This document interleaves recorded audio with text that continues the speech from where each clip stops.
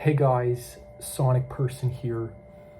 So, this isn't one of my regular videos, but I really wanted to make this because today is the 20th anniversary of the September 11 attacks, or as it's more widely known, 9/11.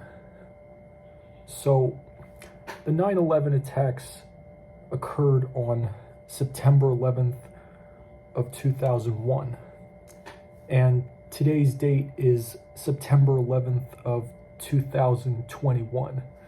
So today marks exactly 20 years since that terrible event took place. So in case you don't know about 9/11, which I'm sure most of you watching this do, I'm not sure why you wouldn't, but in case you don't know what 9/11 is, I'm going to briefly go over what happened on that fateful day. So, on September 11th of 2001, 4 American airplanes were hijacked by a group of terrorists and flown into government buildings. 2 of them hit the Twin Towers of the World Trade Center in New York City. 1 hit the Pentagon, which is located just outside of Washington, D.C., and the 4th plane failed to reach its target and crashed into a field in Pennsylvania. In total, nearly 3,000 people were killed in the attacks, and to this day, it remains one of the saddest days in American history, because so many lives were lost. So in this video, I'm going to be telling you my 9/11 story, and I'm also going to be talking about how 9/11 affects me as a person. Now, I obviously don't remember 9/11 because I was born in 2000, the year before the attacks happened. So I was only a year old when the events took place. So what I'm about to tell you is stuff that my parents told me. So that September morning, my mom drove my sister and I to daycare because my parents had to work. So my sister was only 2 years old at the time, and I had just turned 1. And my sister doesn't remember any of it either because she was also very young when it happened. So my sister and I were at daycare that morning because my parents had to work, and we were too young. We were obviously too young to be in school yet. So 9/11 started out like any other day. So my parents went to work as usual. So my mom worked for an advertisement company at the time, and she was working like usual when all of a sudden one of her colleagues comes into her office and tells her that a plane had just hit the North Tower of the World Trade Center. So one of my mom's colleagues had a TV in her room, and my mom went into her room to watch the TV with some of her other workmates, and she was watching the events unfold on live TV. And at first, everybody thought it was an accident, but after the second plane hit the South Tower, that's when we knew we were under attack. And so my mom left work early that day, and she picked up my sister and I from the daycare, and she drove us home. And my mom spent the rest of the day at home. My dad didn't come home until later because he decided to stay at work that day.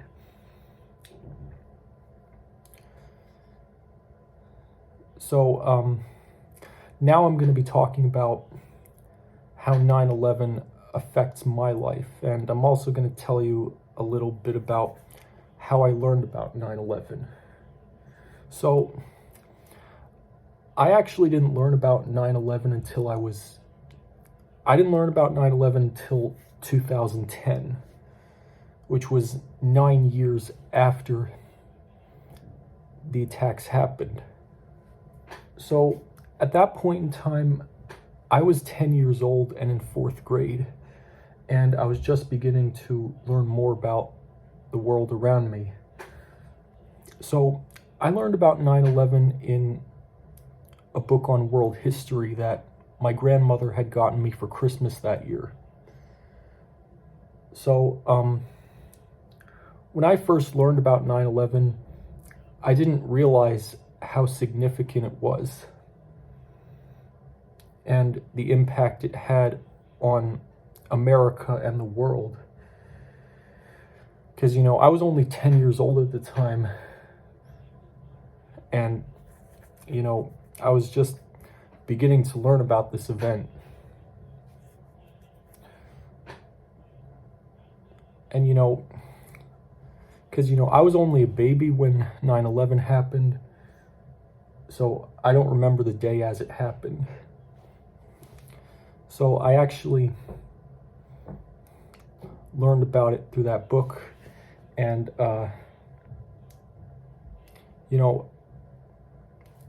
when I first learned about it, it didn't strike me very much. I knew it was a terrible thing, but I didn't realize when I first learned about it how impactful it was on society. And it was only then that I learned who Osama bin Laden was. And keep in mind, this was less than a year before he was killed. So Osama bin Laden was the leader of Al-Qaeda, the terrorist group responsible for 9/11, as well as the mastermind behind the attacks. So shortly after 9/11, bin Laden admitted that he was the one responsible for what happened on that fateful day. And so began a manhunt for him that lasted for nearly a decade. So it wasn't until 2011 that bin Laden was finally found and killed by US forces. And I actually remember hearing about this because, this was only a few months after I learned about 9/11. And I was still 10 years old at the time, and at that age, I was old enough to actually process what was happening. But, I remember shortly after bin Laden was killed, everybody at school was talking about it. But, I didn't realize at the time that the whole world wanted him dead because he was public enemy number one. And, after bin Laden was killed, the whole world was celebrating. And many people saw the day he died as a day of justice for America and the world, for the victims of 9/11. And growing up in a post 9/11 world, it's kind of hard to imagine what life was like before 9/11. And 9/11 is a defining trait of Generation Z, the generation born between 1997 and 2012, which is my generation, because we've pretty much lived all our lives in a post 9/11 world. We never got to experience what the world was like before 9/11. In fact, most of my generation wasn't even born yet when 9/11 happened. And those of us that were don't remember any of it because we were less than 5 years old at the time. And,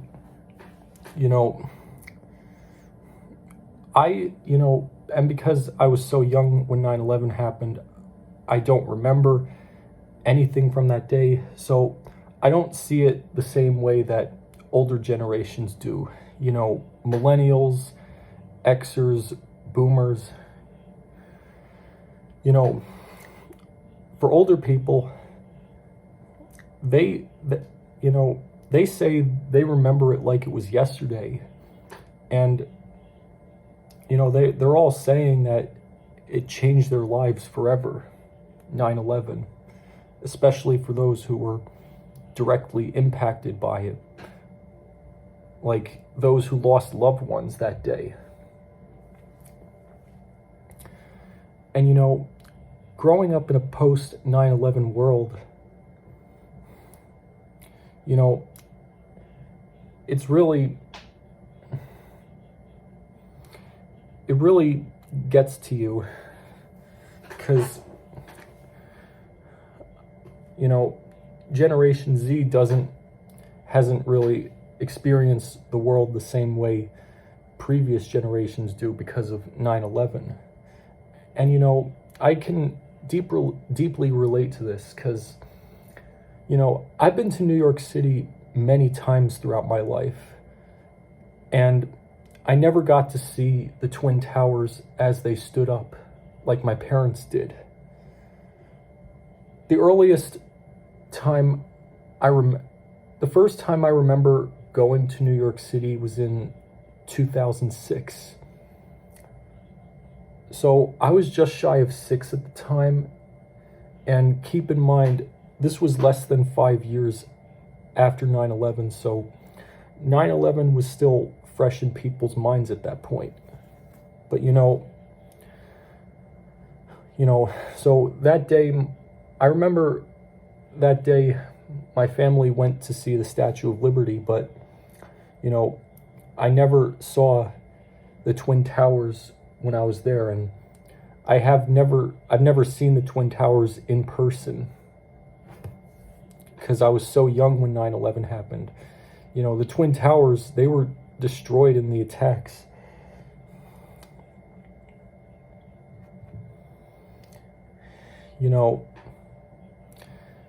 And every other time I've been to New York City, I never saw the Twin Towers because they no longer existed. The first time I'd actually seen an image of the World Trade Center, the Twin Towers, was in Home Alone 2, which came out in 1992. And, because there's that one scene in Home Alone 2 where Kevin goes on top of the Twin Towers and gets a great view of New York City. And, when I watched that movie for the first time, I didn't know about the Twin Towers because this was before I learned about 9/11. And, I didn't bother to ask what those buildings were. I didn't bother to ask my parents what those buildings were because, that movie came out before 9/11 happened. And, it also came out just 1 year before the previous attack on the World Trade Center in 1993. Because, 9/11 wasn't the first time Al-Qaeda tried to destroy the towers. There was another attack in 1993 which failed, but instead of using planes, they used a van filled with explosives and they parked it in the garage of the South Tower. And from what I've read online, the purpose of the attack was to knock one building into the other and kill as many people as possible. But the attack failed. However,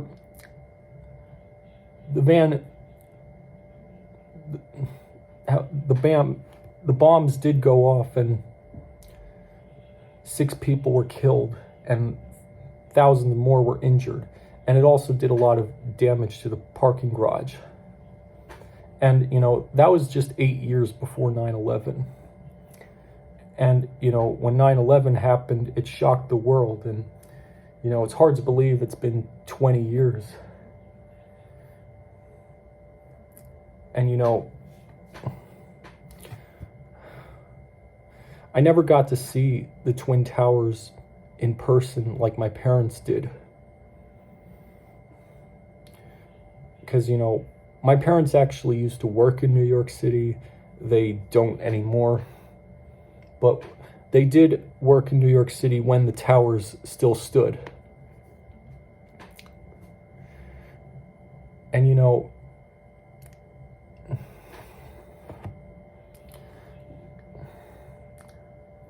"9/11 has really changed the world, and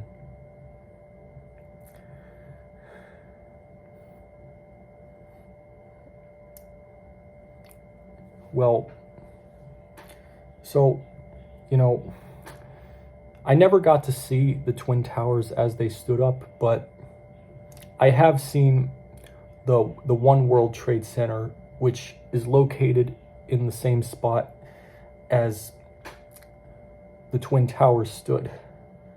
Well, it's located in that area.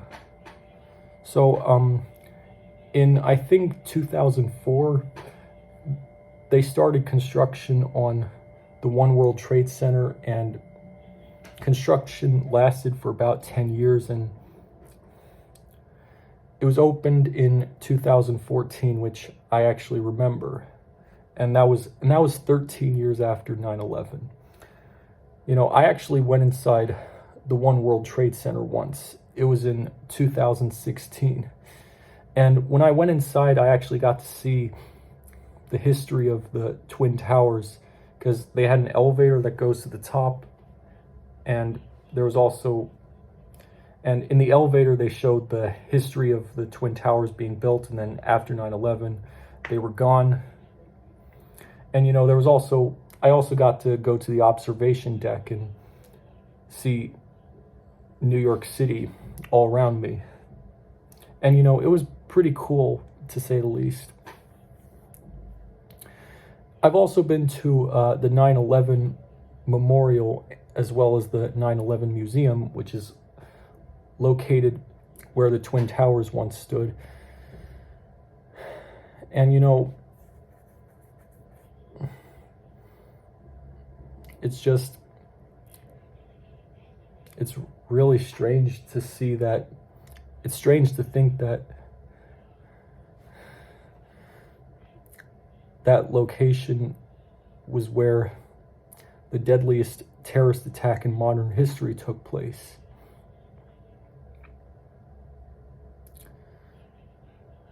So,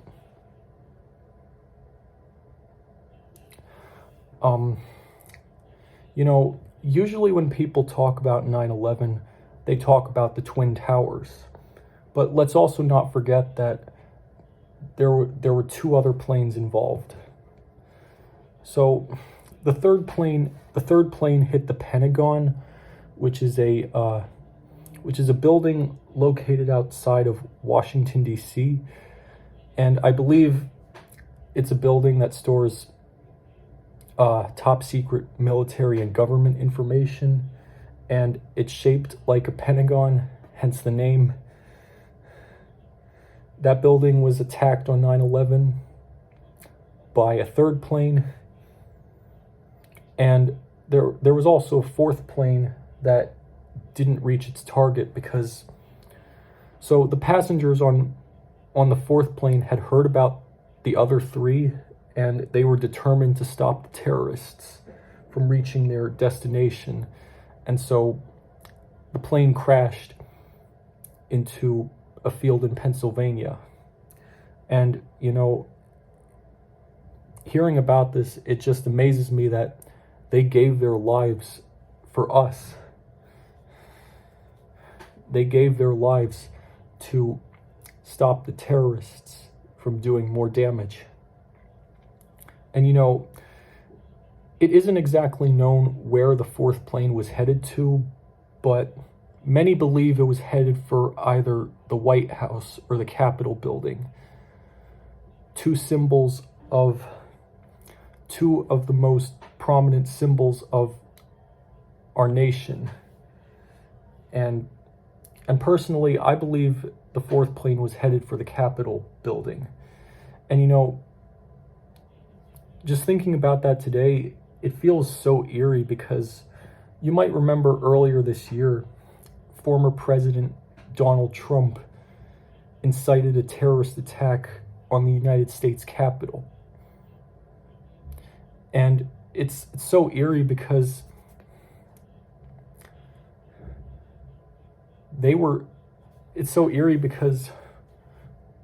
Trump's mob was able to accomplish what Al-Qaeda didn't, attacking the Capitol building.